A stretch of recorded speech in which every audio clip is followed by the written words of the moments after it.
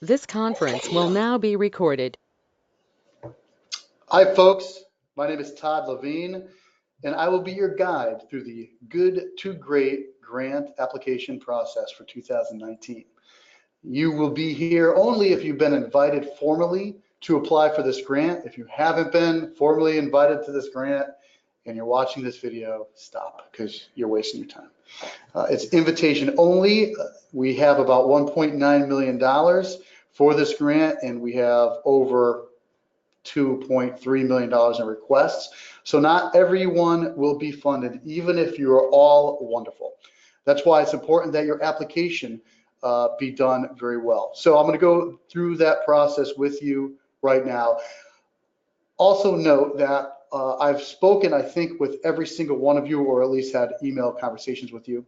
If you are stuck or have any questions at any point through your application process, which is due July 1st, call or email me.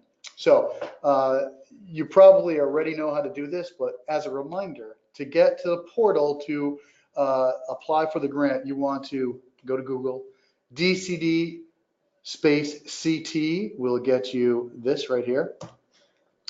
Click on our website. You're going to click on Historic Preservation.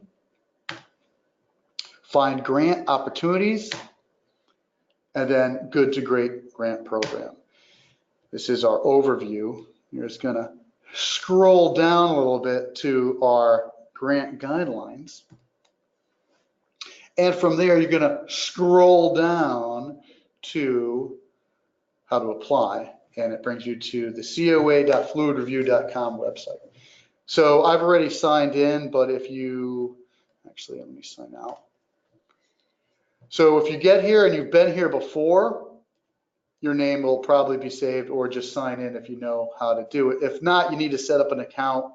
It's pretty easy. It just asks for your name and then a password.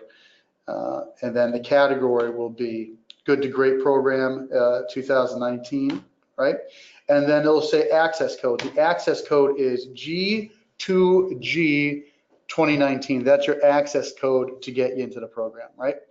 So we're gonna take a step back here, and I'm just gonna sign in because I've already been here. All right, so what you're gonna do after you get into the website, you're gonna also click the Good to Great. You're gonna put your name of submission. We'll call it Todd, and we'll get started.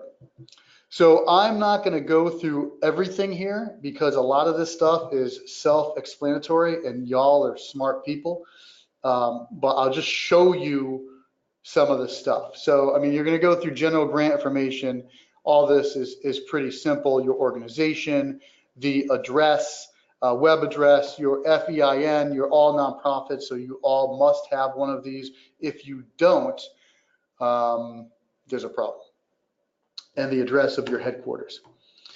The contact person, I want the contact person to be the person I'm going to be working the most with. So some folks I know have had their staff or other volunteers fill this out, but I don't want just the person who's doing the work to fill out the contact information. I want the person I'm going to be working with because that makes it easier for me. And then information like name of your CEO, phone number, that kind of stuff. Okay, but I'm not going to save anything because I didn't fill anything out. Again, self-explanatory. Those of you guys, and let me just mention while we're waiting for things to load and unload, the purpose of this grant is to move your organization from good to great, right? That's why it's called Good to Great. So we want an organization that's already doing good things through art, historic preservation, and tourism, and bring you guys to the next level using state investment. So you have to articulate, and again, because this is a competitive process, that your organization through art, historic preservation, and or tourism is going to make your organization better. And we want it to affect in a positive way Connecticut residents. So just keep that in mind. So there's a couple other things. I'm going to skip grant proposal because I'm going to go back to that since that's the most important thing you're going to do. But if you have zip code data on your visitors, that will go here. If you don't worry about it. We're looking at marketing and analytics this time around. to go more to align more closely with tourism. So if you have that information, great. If you don't, it's not a problem. It's something that we are implementing, and anything you can provide though will be helpful. There's a bunch of questions about your organization board members, who they are, where they're from. It's not anything that is not public knowledge anyway on your website if you have one, but we do request that information. Organizational bylaws, your vision, your mission, those kind of stuff goes in some of these other tasks. I'm going to skip this now and go back to it because it's important. Your IRS tax status determination letter is a requirement.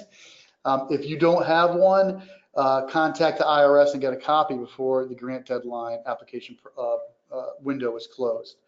And then we also ask for your financials, your last 3 years of financials, and then your last operating budgets for the last 3 years. Again, don't forget this grant program is for small and medium-sized organizations with operating budgets less than $500,000. Project timeline, your probably start date would be October 2019.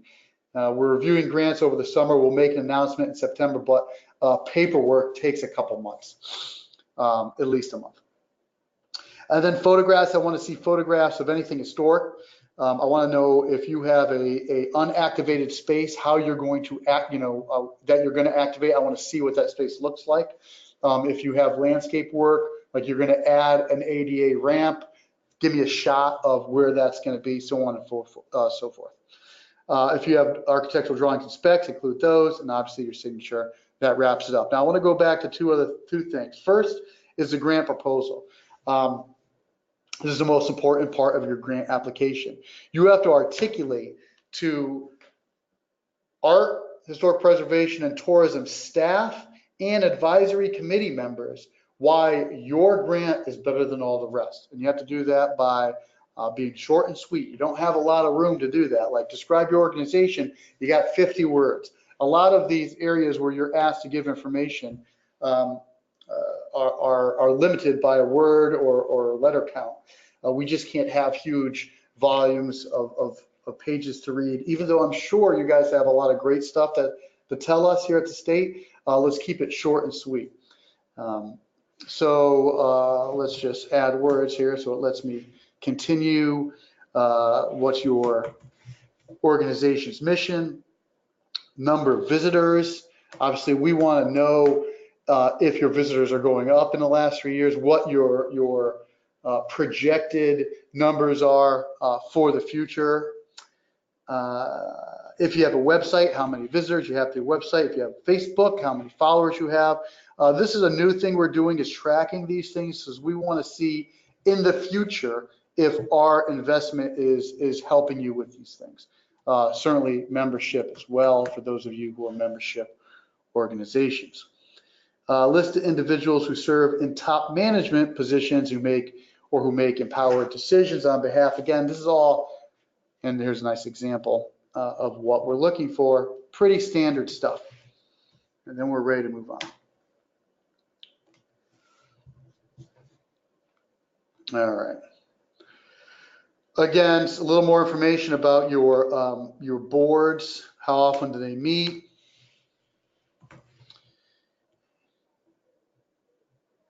Has your board been involved with or completed a capital improvement project? Keep in mind, again, that this is a capital improvement program that has programmatic opportunities. So you must have a capital improvement component. And we want to know if you've ever done that before. And if you have, tell us how it went, what it was for, so on and so forth. And then again, how does this project relate to your organization's strategic plan? If you are asking for state funding to build a jumping jack facility and your mission is historic preservation, you're gonna have a problem. You want the project that we fund to align in some way with your mission. Project summary. What is the name of this? We're gonna call it Todd's Art Changes Connecticut. If I can spell. All right, amount of request. We're going to go with a clean $100,000. Now, is your cash match in hand at the time of application? If it is, by the time you apply, the deadline is July 1st. You get extra points. I believe you get 5 extra points if you have your cash at hand. Remember, this is a competitive process, so any little thing you can do to get a leg up on the competition, you should be doing. So you have about 6 weeks from the time I send this out to the time your application is due to get your cash in hand. If you can do so, you get 5 extra points. And then you can say where it's from. It's in the bank. Is your project shovel ready? In other words, you already have architectural drawings and specs required for a capital component of your grant. If there's programmatic components, are those already ready to go? You just need to add money to those. If that's the case, you get extra points. Again, 5 more points. So between these two things, you can add 10 points. Back to the cash match at hand. You must have it at the time of award. So even if you don't have it at the time of application, that's okay. But September 1st, when we award these grants, you must have it in hand. If you don't, you will lose the grant. It'll go to the next guy down on the list. And again, for shovel-ready projects, you don't have to have it shovel-ready. We're happy to provide funding for architectural drawings and specs. But again, if you already have that done and you've taken that burden off us to help fund, you're getting extra points. Moving on. So this is where your expertise in what you do is going to come through, and this is where you're really going to be able to showcase why what you're proposing moves your organization to the next level. So what do you request to do with the grants? How will you do it? What is your work plan? Will you be working in collaboration with other organizations? Partnerships are important. I think we all know that. It is a grading component of your grant application of how strong your partnerships are. So be sure to address that adequately.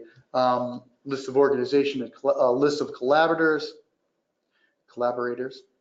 How will the project substantially improve and enhance the visitors' experience?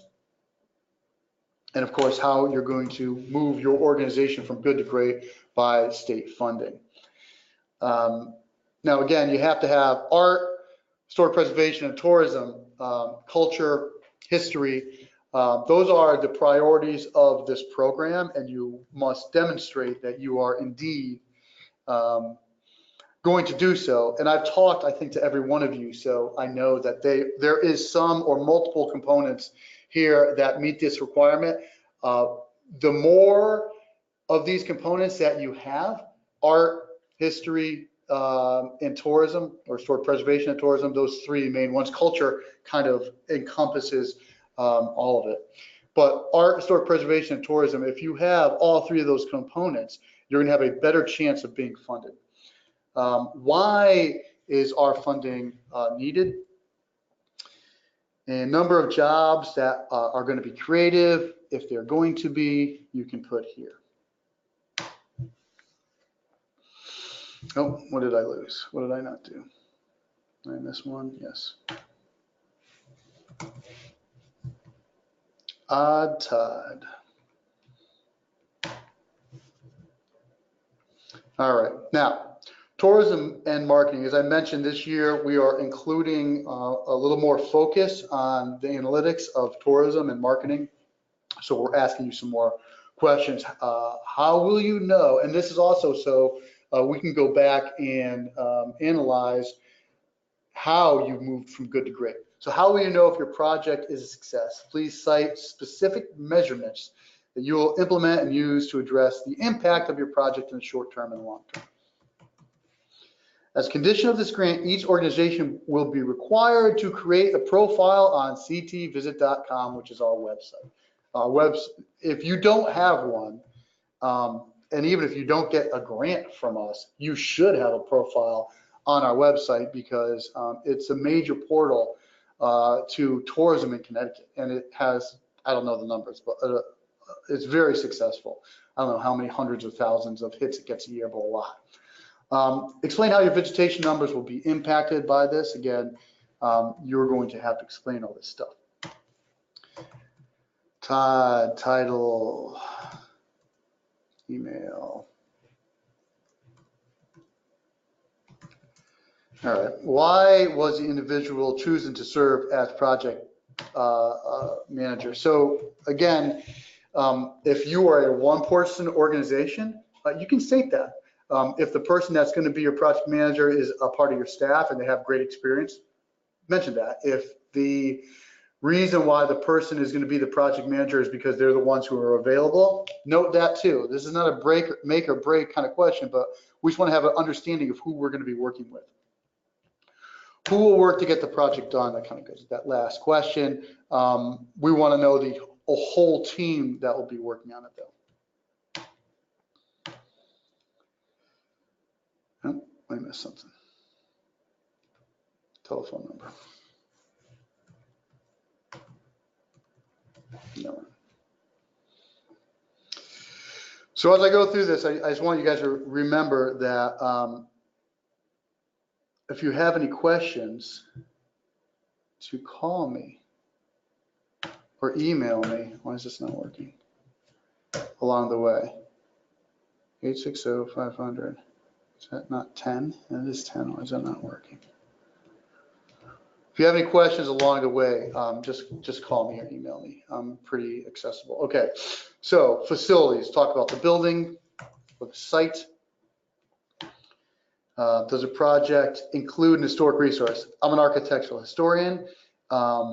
If a building is historic, which means it's listed on a the state or national register of historic places, or if it's over 50 years, it might be eligible. You got to follow certain rules,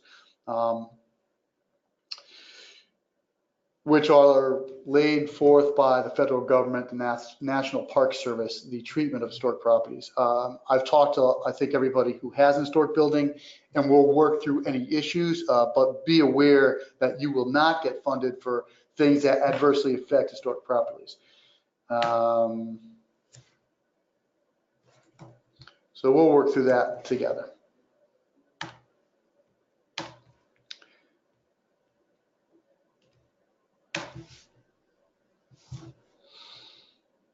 All right, have you ever received state funding? If you've received significant funding from the state, you will not be eligible for applying to this grant. If you're unsure about if grants you've gotten from the state meet that minimum requirement, let me know. All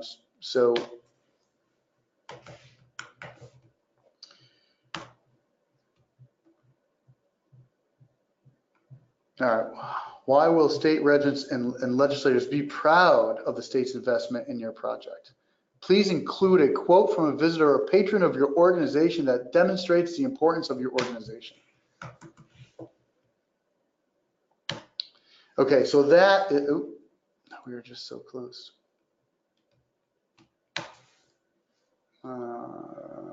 Identify a state agency. It doesn't matter. Okay. So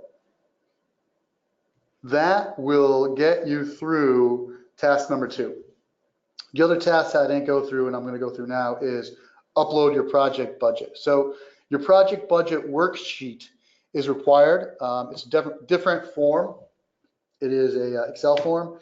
It's pretty simple and straightforward, but it is the state's, the Department of Economic and Community Development's simplified financial budget that you have to use. You can't use your own budget form.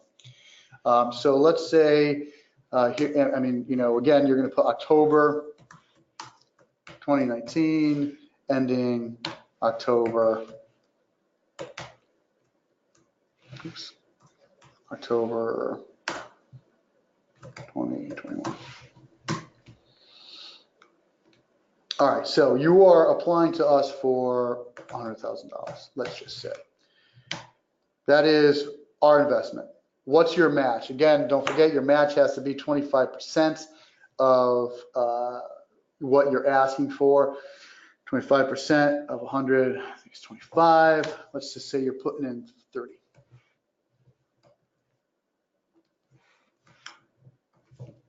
All right, so, oops. Just 30, you already have it in hand.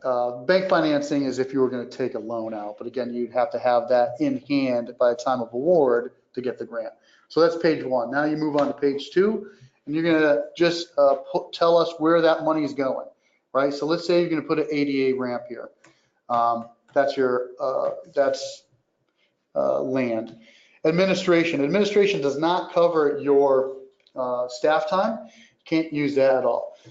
Administration is pretty much for legal fees or for deeds and all that. We are hiring the lawyer to do the workbook, so you guys don't have to.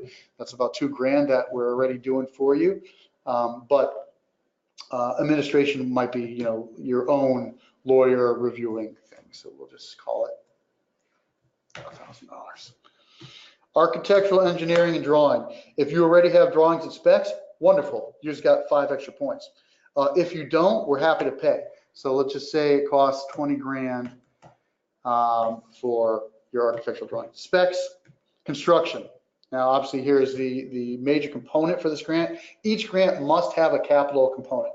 So if you're going to be building an ADA ramp, if you're going to be adding lighting to a theater, if you're going to be building out a underutilized space for now an exhibit space, that's all going to be under capital construction. So let's put $80,000 here. And let's put $70,000 there. You only asked for $100,000, and now we're going to put some more of that match of yours in here. So we'll call that $19,000. Capital costs is for heavy machinery. You're probably not going to use a lot of that. Research and development, you may hire an historian to do research on you know, a new exhibit that you're going to be doing. And that's where this would come. So let's call that 5,000. Let's call that actually 1,000, 2,000. Let's call it 2,000 because we're running out of money. Contingency should be 15% or 10% rather of what you're applying for. So we'll call that $10,000. And then equipment might be, you know, TVs, iPads, something that is a requirement, lighting, sound system. For your project. So whatever that is, you know, we're over. So let me just reduce this so I can make that work. We'll call that $15,000 for construction. We'll call that $17,000 construction, and then we'll add equipment, $20,000. So there you go. Now we have the numbers. They work, right? Put $30,000 for our match. Yeah. All right. So we just got to break it down further now. So land. For land, we put $10,000 because you're going to put an ADA ramp there. That's going to be site improvements, $10,000. However it is. Acquisition is not something you guys are eligible for. But if you had utility hookups as a requirement, you would be. Again, this is a DCD form, so we have some things that you guys just aren't going to be able to use. Administration is only going to be for things like your legal team, title exam, recording fees, a lot of that stuff we're doing for you already, so you don't have to worry about it. The next page is going to bring us to architectural and engineering, and I think we said total for architectural and engineering was what? 20,000.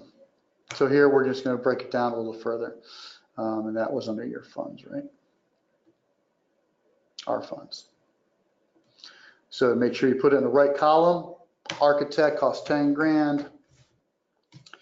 Your engineer costs $5,000, and then construction administration costs $5,000. There you go. General construction, we had 50 and 17. Again, it's pretty, I mean, this is pretty straight up what you're going to be doing. You're not breaking this down very much further, which makes it easy. In your narrative, you are going to, you're going to have to be a little more clear. I want to know exactly how you're spending our money and how you're spending your own money.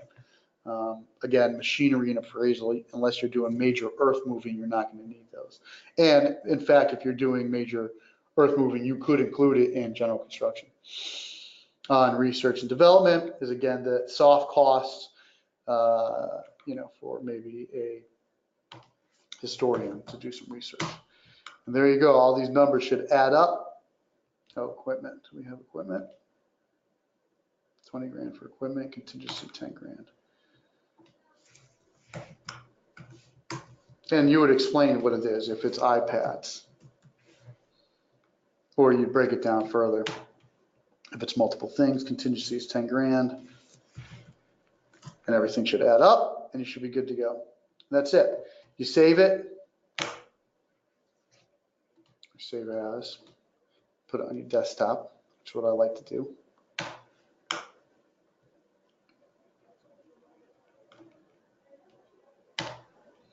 And there you go.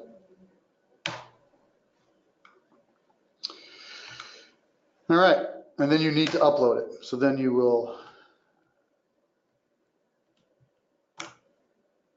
go back here, upload project form, go to start, choose file, save it on my desktop.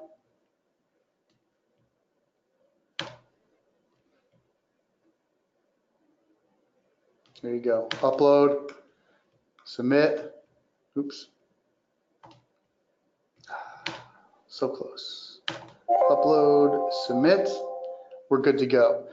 And then you go back to submission and you're good, and you are moving forward. So those two things are the ones that people in the past have gotten bogged down: the actual grant proposal and getting the budget online. Everything else I think is pretty easy. But make sure as you go through everything, it's complete. And if you have questions, you have my number, 860-500-2337, or email me, todd.levine@ct.gov. So there you go. There is your quick and hopefully helpful guide through our e-portal system. So you can apply for a 2019 Good to Great grant. Good luck, everyone. I look forward to working with you in the future, and we'll see you next time. And if I had something funny to say, I'd say it now, but I don't. So goodbye.